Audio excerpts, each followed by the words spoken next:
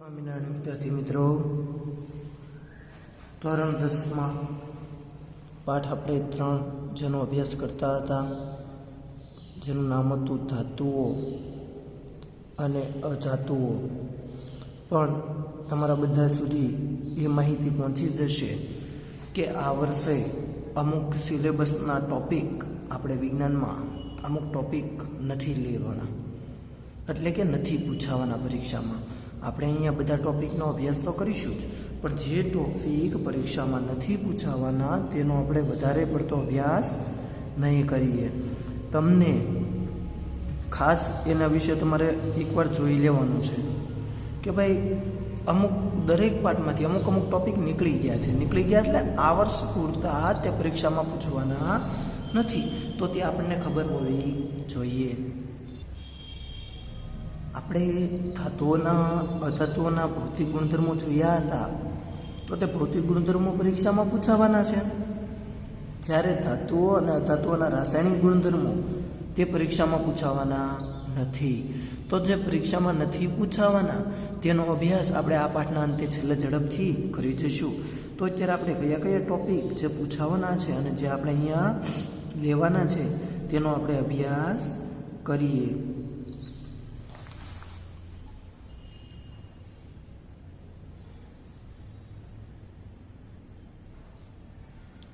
ધાતુઓ અને અધાતુઓ કેવી રીતે પ્રક્રિયા કરે છે?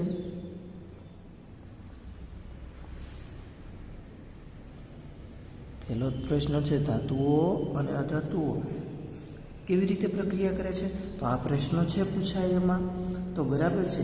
તો આપણે જે રાસાયણિક પ્રક્રિયાઓ જોઈશું તેમાં આપણે એટલે કે રાસાયણિક પ્રક્રિયાઓ જે અભ્યાસ નથી કરી, કારણ કે તે પરીક્ષામાં નથી પૂછાવાનું, તો કે એમાં અમુક વાયુઓ ઉત્પન્ન થતા હોય છે, અમુક કંઈક પદાર્થ ઉત્પન્ન થતો હોય છે. તમને ખબર છે કોઈ પણ બે પદાર્થો ભેગા થાય તો કંઈક અમુક વાયુ ઉત્પન્ન થતો હોય, કાં કોઈક પદાર્થ ઉત્પન્ન થતો હોય. હવે તમને ખબર છે કે નિષ્ક્રિય વાયુઓ હોય તો આપણે એકવાર ધાતુ અધાતુ નિષ્ક્રિય વાયુ જોઈ જઈએ. પહેલાં તમે આવી કક્ષાઓ 9માં ભણી ગયા, કે એલ એમ એન. કેમાં કેટલા સમય? તો કે 2.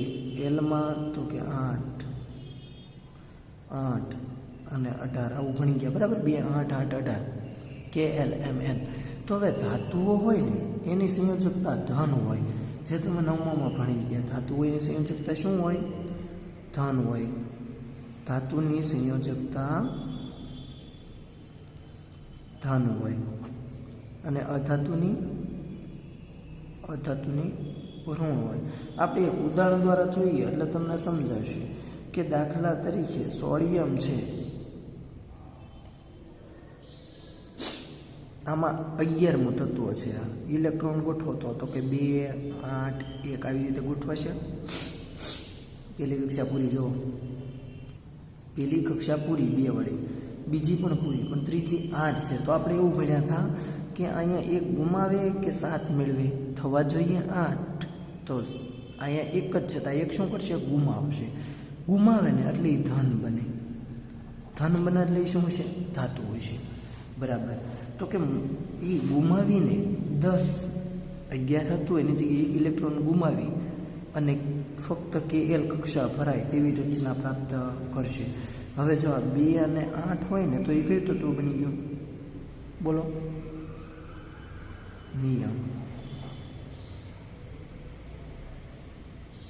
નિયોન એ નિષ્ક્રિય છે, કારણ કે જો એની કક્ષા 1 પણ ખાલી નથી. પહેલી 2 પૂરી, બીજી 8 પૂરી, ત્રીજી છે જ નહીં. તો કે આવું નિયોન છે, આર્ગોન છે, ક્રિપ્ટોન, ઝેનોન, આ બધા નિષ્ક્રિય તત્વો કહેવાય, બરાબર છે? તો કે નિષ્ક્રિય તત્વો કેટલા એ તમને કોષ્ટક આપેલું છે. હાઇડ્રોજન, હિલિયમ, નિયોન, આર્ગોન, આ ઉપરાંત ક્રિપ્ટોન, ઝેનોન, રેડોન વગેરે. ધાતુઓનું કોષ્ટક આપેલું છે. Sodium, magnesium, aluminium, potassium, calcium. શું કરવા એવું આપ્યું તમે જોઈ શકો છો. એની M કે N કક્ષા જે છે, કોકની M કક્ષા અને કોકની N કક્ષામાં ઇલેક્ટ્રોન ગુમાવે છે. અને અધાતુઓ છે, nitrogen, oxygen, phosphorus, fluorine, sulphur, chlorine, એમાં જો બાહ્ય કક્ષામાં વધારે ઇલેક્ટ્રોન છે. બાહ્ય કક્ષા એટલે આ કક્ષા, છેલ્લી કક્ષા. એમાં અધાતુમાં અમુકમાં 5 છે, અમુકમાં 6 છે અને અમુકમાં 7. તો 1 ઇલેક્ટ્રોન કે 2 ઇલેક્ટ્રોન મેળવી લે, ગુમાવે નહીં. હવે અહીંયા તમને પ્રશ્ન એ થશે કે સોડિયમ આ એક ઇલેક્ટ્રોન ગુમાવે છે ને એટલે એને પ્લસ બન્યું. જ્યારે Cl છે ને એમાં 17 ઇલેક્ટ્રોન છે, ક્લોરિન 17મું છે, એને ગોઠવો તો જોઈએ. 2 8 7. હવે આ 7 ઇલેક્ટ્રોન ગુમાવે કે એક મેળવે? તો સ્વાભાવિક છે 7 ગુમાવવા કરતાં એક મેળવે, તો ક્લોરિન -1 બન્યું. એક મેળવ્યું એટલા માટે, મેળવે તો માઇનસ બને, ગુમાવે તો પ્લસ બને. તો અહીંથી જ તમને એવો પ્રશ્ન પૂછાશે અને 2 માર્કમાં હશે જ કે સોડિયમ ક્લોરાઇડનું નિર્માણ સમજાવો, અથવા તો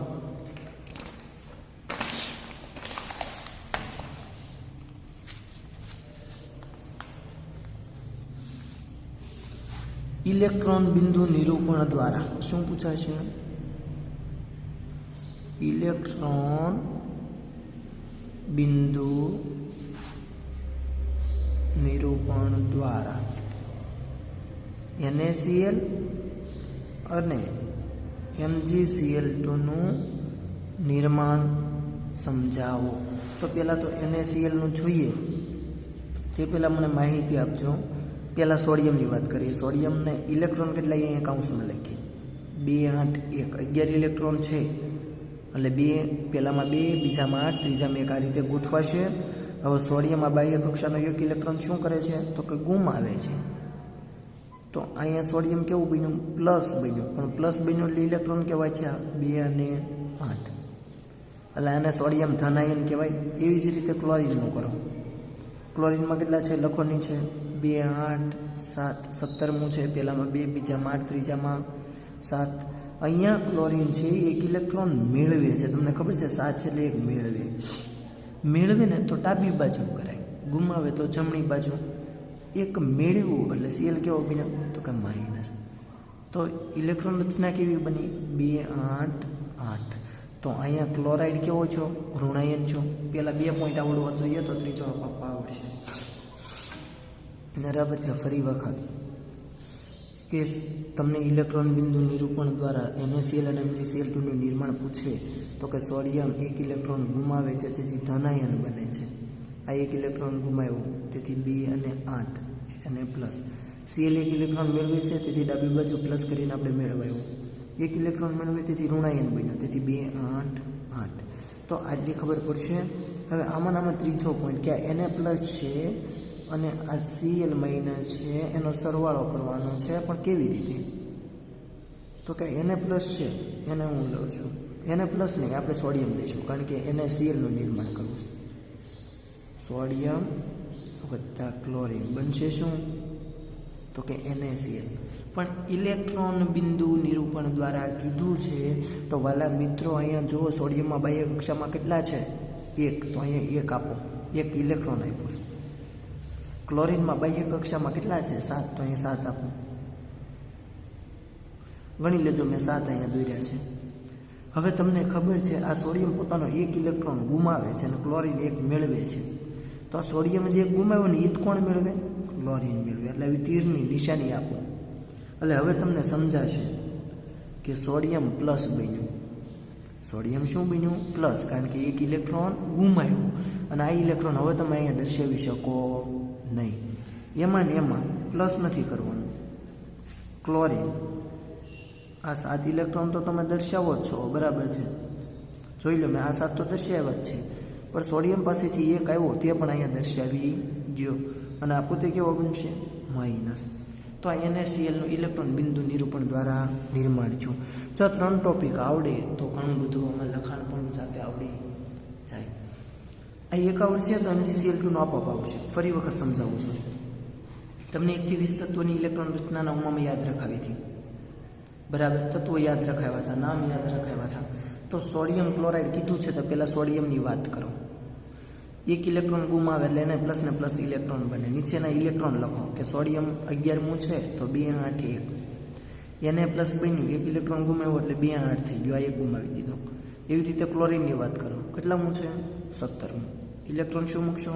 2 8 7. 1 ઇલેક્ટ્રોન મેળવે છે એટલે પ્લસ 1 ઇલેક્ટ્રોન ગીવ્સ. 7 છે, 7 ગુમાવે કે 1 મેળવે? તો કે 1 મેળવે એટલે 1 મેળવે. હવે 1 મેળવ્યો તો અહીંયા શું થઈ ગયું? 2 8 8 અને માઇનસ બની ગયું. હવે આ સોડિયમ અને આ ક્લોરિનને લ્યો, સોડિયમ વત્તા ક્લોરિન. પણ અહીંયા જે બાહ્ય કક્ષામાં છે ને ઇલેક્ટ્રોન, કે દર્શાવો. જેમ કે સોડિયમ મૂક્યું તો અહીં 1 ઇલેક્ટ્રોન દર્શાવ્યું, ક્લોરિન છે એ અહીંયા મૂક્યું તો 7 ઇલેક્ટ્રોન દર્શાવ્યા બાહ્ય કક્ષામાં. હવે તમને ખબર છે સોડિયમ પોતાનો 1 ઇલેક્ટ્રોન ગુમાવે છે અને એ ક્લોરિન મેળવે છે. તો આ 1 ઇલેક્ટ્રોન ગુમાવે તે તીરની નિશાની વડે ક્લોરિન તરફ આપો. આ એનેમાંથી 1 ઇલેક્ટ્રોન વહી ગયું એટલે અહીંયા પ્લસ બન્યું તો એને પ્લસ. આ 1 ઇલેક્ટ્રોન છે અહીંયા વી આવ્યો તો ત્યાં આપણે જો દર્શાવી દીધો ક્લોરિનના 7 તો દર્શાવ્યા છે, આ ઉપરાંત એક આવ્યો તે દર્શાવ્યું અને એ માઇનસ દર્શાવ્યું. આ ઇલેક્ટ્રોન બિંદુ નિરૂપણ છું. હવે અહીંયા લખાણ એવી રીતે લખી શકાય કે સોડિયમની બાહ્ય કક્ષામાં 1 ઇલેક્ટ્રોન છે, તેથી તે 1 ઇલેક્ટ્રોન ગુમાવી અને એને પ્લસ આયન બનાવે છે.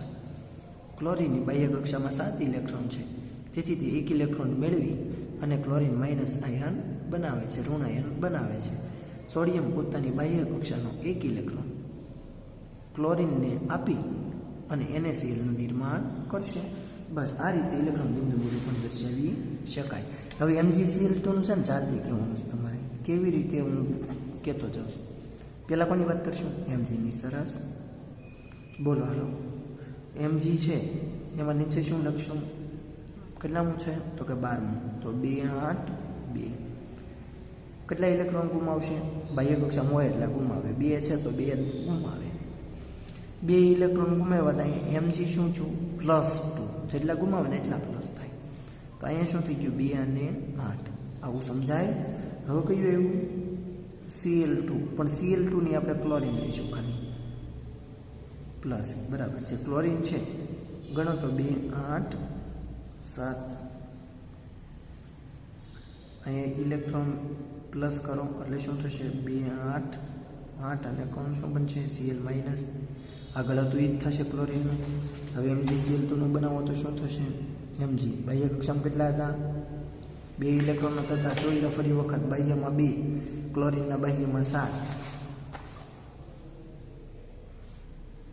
પણ અહીંયા MgCl2 છે. MgCl2 હોવાથી ક્લોરિન 2 છે, તેથી મેં 2 દર્શાવ્યા.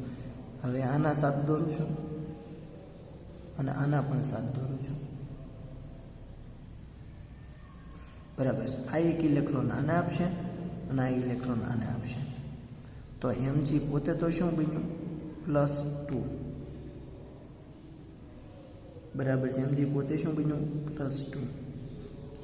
જ્યારે Cl અહીંયા ટ્વાઇસ આપી દઈશું કારણ કે Cl 2 છે અને અહીંયા આપણે શું દર્શાવી દઈશું?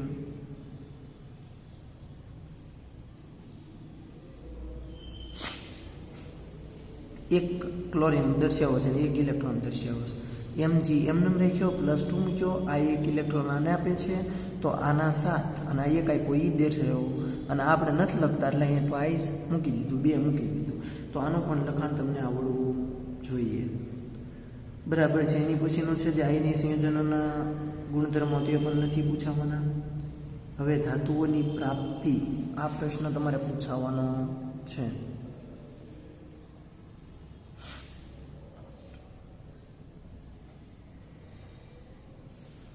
ધાતુઓની પ્રાપ્તિ. બરાબર છે. તો કે પૃથ્વીનું જે ભૂપૃષ્ઠ છે એમાં દરિયાનું પાણી પણ સોડિયમ ક્લોરાઇડ, મેગ્નેશિયમ ક્લોરાઇડ વગેરે જેવા દ્રવ્ય ક્ષારો ધરાવતો જ હોય. દરિયાનું પાણી છે આ બધા ક્ષારો ધરાવતો જ હોય. બરાબર.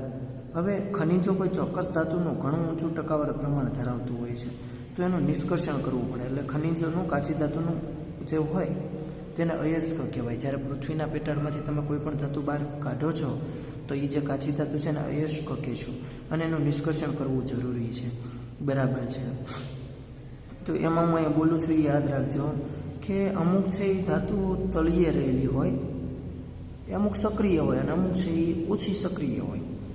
અમુક મુક્ત સ્વરૂપમાં પણ મળી આવે. ચાંદી, પ્લેટિનમ ને કોપર છે એ મુક્ત અવસ્થામાં પણ મળી આવે. સિલ્વર અને સલ્ફાઇડ અથવા તો ઓક્સાઇડ અયસ્ક સ્વરૂપે સંયોજિત સ્વરૂપમાં પણ મળી આવે. ટોચ પર રહેલી ધાતુઓ sodium, potassium, calcium, magnesium, aluminium વગેરે કુદરતમાં મુક્ત સ્વરૂપે પણ મળી આવે છે. તો આ બધાનું છે ને અમુક અમુક વર્ગમાં વિભાજિત કરવામાં આવેલી છે. કયા કયા વર્ગમાં વિભાજિત કરવામાં આવી છે તેનો આપણે અભ્યાસ કરીએ કે અમુક છે એ નીચી સક્રિયતા ધરાવતી ધાતુઓ, મધ્યમ સક્રિયતા ધરાવતી ધાતુઓ અને ઊંચી સક્રિયતા ધરાવતી ધાતુઓ. તો અહીંયા કોષ્ટક છે ત્યાંથી ધ્યાન આપવાનું છે. અયસ્ક એટલે કાચી ધાતુ. એનું સૌ પ્રથમ આપણે શું કરશું? સંકેન્દ્રીકરણ કરશું. સંકેન્દ્રીકરણ કરશું એમાં ઊંચી સક્રિયતા ધરાવતી ધાતુ, મધ્યમ અને નીચી, આવા 3 ભાગ પાડશું. ખાસ યાદ રાખજો. ઊંચી સક્રિયતા ધરાવતી ધાતુ, મધ્યમ સક્રિયતા ધરાવતી ધાતુ અને નીચી સક્રિયતા ધરાવતી ધાતુ. ઊંચી સક્રિયતા ધરાવતી ધાતુ છે ને તેનું વિદ્યુત વિભાજન કરવામાં આવે. વિદ્યુત વિભાજન કરશું એટલે શુદ્ધ ધાતુ પ્રાપ્ત થશે. જો આજે આપણે ખાલી આ કોષ્ટક સુધી ભણવાનું છે, આગળ આપણે કેવી રીતે નિષ્કર્ષણ થાય તે જોઈશું. અને જે ટોપિક આગળના કાઢેલા છે, જે પરીક્ષામાં નથી પૂછાવાના એવું મેં કીધું, તેનો પણ અભ્યાસ કરી લઈશું. ઊંચી સક્રિયતા ધરાવતી ધાતુ જેમાં વિદ્યુત વિભાજન કરવામાં આવે તો શુદ્ધ ધાતુ મળે. જ્યારે મધ્યમ હોય ને તેના 2 ભાગ મળે. એ પૃથ્વીમાંથી અમુક છે ને કાર્બોનેટ સ્વરૂપે હોય અને અમુક છે ને એ સલ્ફાઇડ સ્વરૂપે હોય. કાર્બોનેટ હોય ને એનું કેલ્સિનેશન થાય અને સલ્ફાઇડ હોય ને એનું ભૂંજન થાય. જો આ યાદ રાખવાનું છે કોષ્ટક. અને બંનેના ઓક્સાઇડ બનાવવામાં આવે, ઓક્સાઇડમાં રૂપાંતર કરવામાં આવે. ફરી વખત, ઊંચી સક્રિયતા ધરાવતી ધાતુ છે એનું વિદ્યુત વિભાજન કરશે એટલે શુદ્ધ ધાતુ મળશે. પણ મધ્યમ છે એ કાર્બોનેટ સ્વરૂપે હોય તો કેલ્સિનેશન થાય, સલ્ફાઇડ સ્વરૂપે હોય તો ભૂંજન થાય અને ઓક્સાઇડ સ્વરૂપે કરવામાં આવે. બરાબર, ધાતુના ઓક્સાઇડ જે મળે છે એનું રિડક્શન કરવામાં આવે એટલે ધાતુ શુદ્ધ સ્વરૂપે મળે. જ્યારે નીચી સક્રિયતા ધરાવતી ધાતુ છે તે સલ્ફાઇડયુક્ત હોય. હવે તમને ખબર છે સલ્ફાઇડે તો શું કર્યું? ભૂંજન. તો અહીંયા પણ શું કરવાનું? ભૂંજન. ભૂંજન કરશું એટલે શું થશે? તો કે ધાતુ, અને એનું શું કરવાનું પછી? શુદ્ધિકરણ. બરાબર. તો અહીંયા સુધી આજે આપણે રાખવાનું છે. આ પુસ્તક પણ વ્યવસ્થિત તમારે સમજાવી દઉં છું કે ભાઈ અયસ્ક કાચી ધાતુ છે એનું સંકેન્દ્રણ કરશો તો 3 પ્રકારની ધાતુઓ મળે. ઊંચી સક્રિયતાવાળી પણ મળે, મધ્યમવાળી પણ મળે, નીચીવાળી પણ મળે. ઊંચી સક્રિયતાવાળીનું વિદ્યુત વિભાજન કરો એટલે શુદ્ધ ધાતુ મળે. નીચીવાળી મધ્યમનું કરો 2 પ્રકારની હોય, કાર્બોનેટયુક્ત હોય, સલ્ફાઇડયુક્ત હોય. કાર્બોનેટયુક્ત હોય તો કેલ્સિનેશન કરવાનું, સલ્ફાઇડયુક્ત હોય તો ભૂંજન કરવાનું. આ બંને કરશો એટલે ઓક્સાઇડમાં રૂપાંતર થશે અને એનું રિડક્શન કરશો એટલે ધાતુ મળે. પણ નીચી છે એ સલ્ફાઇડયુક્ત હોય તો એનું ભૂંજન કરશો એટલે ધાતુ મળશે અને એનું શુદ્ધિકરણ કરવાનું છે. કઈ ધાતુ ઊંચી સક્રિયતાવાળી છે, કઈ મધ્યમવાળી, કઈ નીચી છે, બરાબર, સક્રિયતાવાળી, તે આવતા લેક્ચરમાં જોઈશું. તથા આગળ એનું નિષ્કર્ષણ પણ હજી જોવાનું છે, તો તે આવતા લેક્ચરમાં અભ્યાસ કરીશું.